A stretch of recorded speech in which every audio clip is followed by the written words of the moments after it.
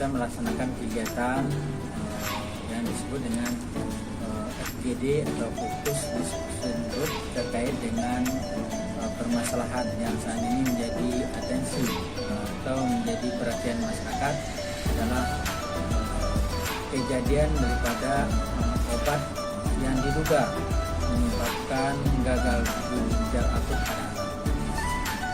Ini terjadi karena beberapa waktu yang lalu pemerintah melalui Kementerian Kesehatan mengumumkan bahwasanya semua obat yang berbentuk sirup untuk sementara waktu tidak disarankan tidak untuk dipakai dan tidak untuk diperjualbelikan dan tidak untuk diresepkan.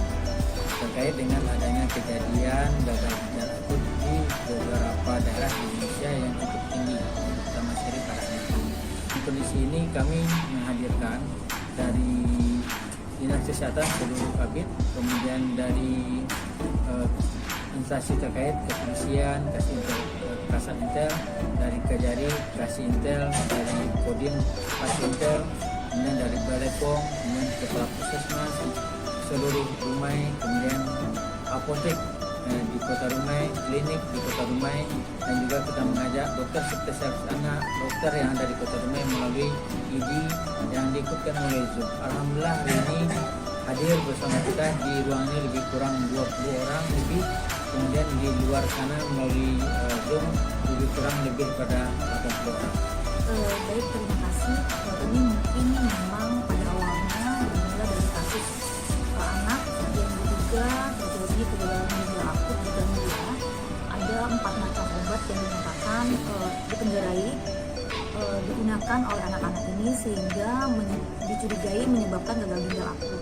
Nah, perlu kami sampaikan, keempat obat ini nanti kami sampaikan kepada Bapak Ibu sekalian tidak pernah terdaftar di Badan POM dan produsennya juga tidak pernah memasukkan obat ke Badan POM. Jadi ini perlu digarisbawahi, obat-obat yang dinyatakan oleh WHO itu tidak pernah terdaftar di Badan POM dan tidak pernah produsennya mendaftarkan produknya di Indonesia. Nah, dari 102 obat yang diuji, 23 dinyatakan tidak mengandung 4 pelarut yang bisa menyebabkan adanya cemaran EG dan DEG.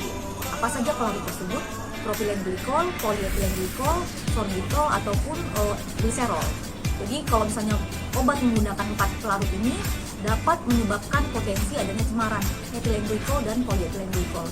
Itu ada satu jenis yaitu Unibaby Coke, Unibaby Drop, dan Unibaby Demam. Jadi ketiga jenis ini sudah diperintahkan ditarik. Jadi PBF-nya, Pedagang Besar Farmasi, secara sukarela sudah melakukan penarikan.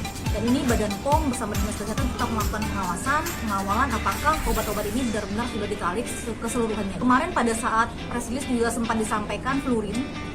Kalau fluorin juga disuruh tarik. Satu lagi Thermorex, tapi Thermorex tidak semua produk harus tarik, hanya satu batch yaitu batch AUG 22A06. Dan lebih tepatnya hari ini masyarakat harus cerdas, berobatlah ke dokter, kalau tidak berobat ke dokter, berobatlah di puskesmas atau membeli obat di tempat yang inilah himbauan kami.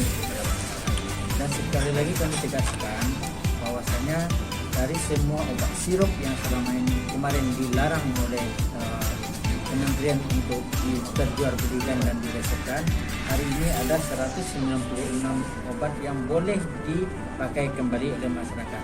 Di mana tahunya? Kami akan menyampaikan ke seluruh klinik, apotek, dan toko obat yang ada di Kota Rumai.